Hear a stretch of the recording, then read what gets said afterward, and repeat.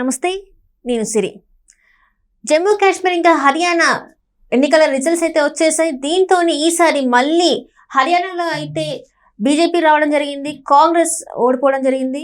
And మళ్ళీ అక్కడ కాశ్మీర్లో చూసుకున్నట్టయితే ఈసారి బీజేపీకి కొంచెం కష్టతరమైంది. సో దీని మీద మరింత సమాచారాన్ని మనకు అందజేయడానికి మనతో పాటు ఉన్నారు ప్రముఖ senior journalist, political analyst CS Rao గారు.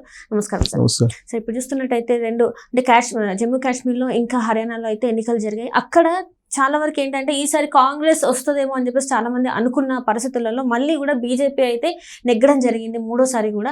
కాకపోతే ఇక్కడ ఏంటంటే జమ్మూ కాశ్మీర్లో మాత్రం కొంత చాలా కష్టతరమైంది, బీజేపీకి టఫ్ ఫైట్ అయిపోయింది అని చెప్పేసి మరి వార్తలు వస్తున్నాయి. సో ఏంటి సార్ అసలు? యాక్చువల్గా కనుక ఇక్కడ జమ్మూ కాశ్మీర్ హర్యానా ఎన్నికల ఫలితాలు ఆ సందర్భంగా ఢిల్లీ టూర్ చంద్రబాబు నాయుడు గారు పెట్టుకున్నారా? ఎన్డీఏలో భాగస్వామి కదా చంద్రబాబు నాయుడు గారు. ఇప్పుడు ఈ ఫలితాలు వచ్చిన రోజే ఆయన ఢిల్లీలో ఉన్నారు. ఆ ఫలితాలు వచ్చిన రోజే చంద్రబాబు నాయుడు గారు ఢిల్లీ వెళ్ళారు అని అంటే నరేంద్ర మోడీ గారు ఏమన్నా పిలిపించుకున్నారా సేమ్ డే ఫలితాలు వచ్చే రోజు?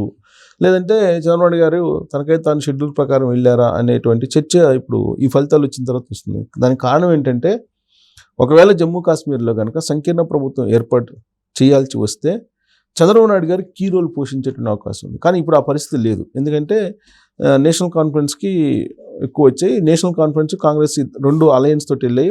వాళ్ళకి క్లియర్ కట్గా మ్యాజిక్ ఫిగర్ దాటి లీడ్ కనిపిస్తుంది. సో కాబట్టి ప్రభుత్వాన్ని సంకీర్ణ ప్రభుత్వాన్ని కాంగ్రెస్ మద్దతుతోటి నేషనల్ కాన్ఫరెన్స్ ఏర్పాటు చేసేటువంటి అవకాశం ఉంది. కాబోయేటువంటి ముఖ్యమంత్రి ఫరూక్ అబ్దుల్లా కుమారుడు అంటున్నారు, ఒమర్ అబ్దుల్లా సీఎం అయ్యేటువంటి అవకాశం ఉందని చెప్పి ఫరూక్ అబ్దుల్లాని national conference party chief Farooq అబ్దుల్లానే ప్రకటించారు కొద్దిసేపటి క్రితం. అయితే ఈ ఫరూక్ అబ్దుల్లా ఎవరు అని అంటే చంద్రబాబు నాయుడుకి అత్యంత సన్నిహితుడు ఫరూక్ అబ్దుల్లా. ఒకనొక సమయంలో ఆంధ్రప్రదేశ్ వచ్చి చంద్రబాబు నాయుడు గారి విజన్ గురించి కూడా ఆయన ప్రస్తావించారు. చంద్రబాబు నాయుడు గారు లాంటి లీడర్ని ఆంధ్రప్రదేశ్ ప్రజలు ఓడిస్తే కనుక రాష్ట్రం నష్టపోతుందని చెప్పి ఆయన మాట్లాడారు.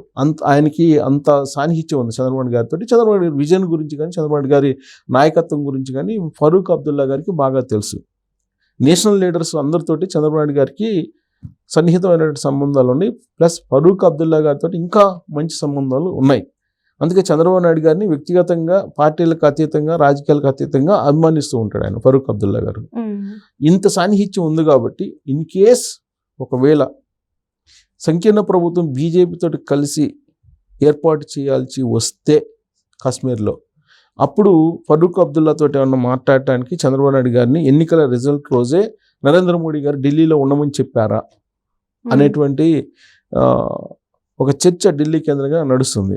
అయితే విచిత్రమైనటువంటి పరిణామం ఏంటంటే ఈ రిజల్ట్ ఎవరికి నాడి అందని విధంగా, ఎగ్జిట్ పోల్స్కి కూడా అందనటువంటి విధంగా రిజల్ట్ కనిపిస్తున్నాయి. హర్యానాలో Congress party one side result వస్తుంది. ఆంధ్రప్రదేశ్లో కూటమి ఏ విధంగా అయితే వన్ సైడ్ స్వీప్ చేసిందో ఆ తరహాలో స్వీప్ చేస్తుంది హర్యానాలో కాంగ్రెస్ పార్టీ అని చెప్పి అంచనా వేశారు అందరూ. రాజకీయ పార్టీలు కూడా అంచనా వేసినాయి, ఎగ్జిట్ పోల్స్ అదే చెప్పినాయి, సర్వేలు కూడా అదే చెప్పాయి.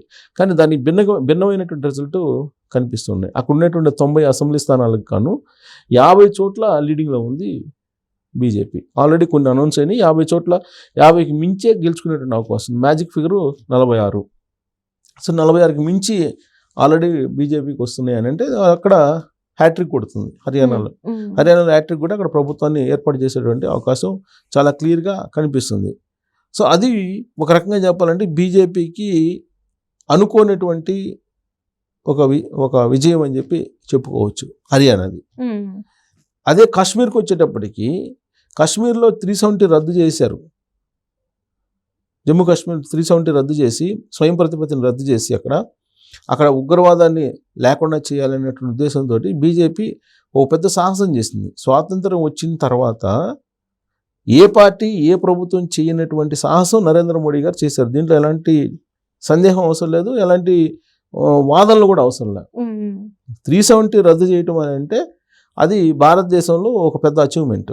370ని టచ్ చేయడానికి కానీ దాని గురించి డెసిషన్ తీసుకోవడానికి కానీ ఎవ్వరు కూడా ఏ ప్రభుత్వం కూడా స్వాతంత్రం వచ్చిన తర్వాత ధైర్యం చేయాల.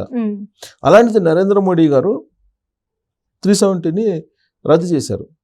రద్దు చేసి ఆడ కేంద్రపాలిత ప్రాంతం చేశారు. రాబోయేటువంటి రోజుల్లో దాన్ని ప్రత్యేక రాష్ట్రంగా కూడా ప్రకటిస్తామని చెప్పి హామీ ఇచ్చారు. అయినప్పటికీ కూడా బీజేపీ అక్కడ ప్రభుత్వాన్ని ఏర్పాటు చేసేటువంటి పరిస్థితి లేదు, కనిపించట్లా. అక్కడ బీజేపీకి వచ్చినటువంటి స్థానాల్లో 30-35 లీడ్ కనిపిస్తూ ఉన్నాయి. అక్కడ జమ్మూ కాశ్మీర్లో కాంగ్రెస్ నేషనల్ కాన్ఫరెన్స్ రెండు కలిసి వెళ్తున్నాయి. నేషనల్ కాన్ఫరెన్స్ పార్టీ అలాగే కాంగ్రెస్ పార్టీ రెండు అలయన్స్ తోటి వెళ్ళినాయి కాబట్టి అక్కడ కాంగ్రెస్తో కూడినటువంటి కూటమి ఏర్పాటు అయ్యేటువంటి అవకాశం ఉంది. ఇండియా కూటమి ప్రభుత్వాన్ని ఏర్పాటు చేసే అవకాశం జమ్మూ కాశ్మీర్లో కనిపిస్తోంది.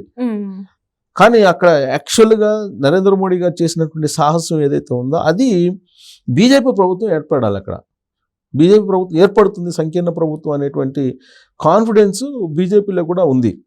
హర్యానా గురించి అందరూ కూడా వన్ సైడ్ కాంగ్రెస్ పార్టీ వస్తుంది అనుకున్నారు. కానీ కాశ్మీర్లో మాత్రం బీజేపీ ఈదాల్సిన పరిస్థితి ఏర్పడింది. బహుశా ఎన్నికల ముందే ఈ రిజల్ట్ ఊహించి ఉంటారు బీజేపీ పెద్దలు, అమిత్ షా గారు కానీ లేదంటే నరేంద్ర మోడీ గారు కానీ. అందుకే రిజల్ట్ రోజు చంద్రబాబు నాయుడు గారిని ఢిల్లీలో ఉండమని చెప్పి బహుశా సమాచారం ఇచ్చి ఉంటే ఢిల్లీ వెళ్ళి ఉండొచ్చు. దానికి కారణం ఏంటంటే ఫరూక్ అబ్దుల్లా వాళ్ళ కుమారుడు ఒమర్ అబ్దుల్లా ముఖ్యమంత్రిగా ప్రమాణ స్వీకారం చేయడానికి కావలసినటువంటి మెజారిటీతోటి ఇప్పుడు సీట్లు ఉన్నాయి. ఒకవేళ తగ్గుంటే కనుక సంకీర్ణ ప్రభుత్వంలో అంటే అక్కడ అయ్యింది 5 నామినేటెడ్, 48 మ్యాజిక్ ఫిగర్. అక్కడ 90 మొత్తం 90 అయితే నా మ్యాజిక్ ఫిగర్ యాక్చువల్గా 46. బట్ నామినేటెడ్ కొంతమంది ఎమ్మెల్యేలు నామినేట్ చేసుకుంటారు, ఎందుకంటే అది ఇప్పుడు కేంద్రపాలిత ప్రాంతం కాబట్టి. సో నామినేటెడ్ ప్లస్ బీజేపీకి వచ్చాయి కలిపితే సుమారుగా 40 కనిపిస్తున్నాయి. 48 కావాలి, మామూలుగా 48 కావాలి ఏది ప్రభుత్వాన్ని ఏర్పాటు చేయాలంటే. అంటే దగ్గరికి టచ్ కావాల్సింది అక్కడ కూడా టచ్ కాల బీజేపీ. ఒకవేళ అలాంటి పరిస్థితి వస్తే కనుక నేషనల్ కాన్ఫరెన్స్ తోటి మాట్లాడి ఒకవేళ సెట్ చేయొచ్చు చంద్రబాబు నాయుడు గారు అనే ఉద్దేశంతో ఆయన ఢిల్లీలో ఉంచారా నరేంద్ర మోడీ గారు అనేది కూడా ఒకటి రాజకీయ వర్గాల్లో వినిపిస్తుంది. ఎందుకంటే కాశ్మీరు ప్రచారంలో కూడా చంద్రబాబు నాయుడు గారి గురించి పరోక్షంగా ప్రచారంలో నరేంద్ర మోడీ గారు ప్రస్తావించారు. ఎందుకంటే డ్రోన్స్కి సంబంధించి డ్రోన్స్ని ఏర్పాటు చేస్తాం అక్కడ, డ్రోన్స్ రాబోయేటువంటి రోజుల్లో ఉగ్రవాదాన్ని నిర్మూలించేందుకు ప్రయత్నం చేస్తాం, డ్రోన్స్ హబ్గా కాశ్మీర్ని తయారు చేయాలని చెప్పి ఆయన ప్రచారం చేశారు. అదే సమయంలో డ్రోన్స్ని ఇక్కడ ఆంధ్రప్రదేశ్లో పెద్ద ఎత్తున చంద్రబాబు నాయుడు గారు ఉపయోగించారు బుడమేరు వరద సందర్భంగా. అంటే పరోక్షంగా చంద్రబాబు నాయుడు గారి విజన్ని అక్కడ నరేంద్ర మోడీ గారు వినిపించారు పరోక్షంగా. పైగా చంద్రబాబు నాయుడు గారికి ఫరూక్ అబ్దుల్లా గారితో చాలా కాలం నుంచి పరిచయాలు ఉన్నాయి. అసలు చంద్రబాబు నాయుడు గారు ప్రతిపక్షంలో ఉన్నప్పటికీ కూడా ఫరూక్ అబ్దుల్లా గారు హైదరాబాద్ వస్తే ఖచ్చితంగా చంద్రబాబు నాయుడు గారు కలిసే వెళ్తారు, అంత సాన్నిహిత్యం ఉంది. సో కాబట్టి అక్కడ సంకీర్ణ ప్రభుత్వం ఏర్పాటు చేస్తే చంద్రబాబు నాయుడు గారిని ప్లే చేయాలని చెప్పి బహుశా ఎన్డీఏలో ఉండేటువంటి పెద్దలు అనుకొని ఉండొచ్చు. ఢిల్లీలో అందుకే చర్చ జరుగుతుంది. బట్ అలాంటి సిచ్యువేషన్ ఇప్పుడు లేదు.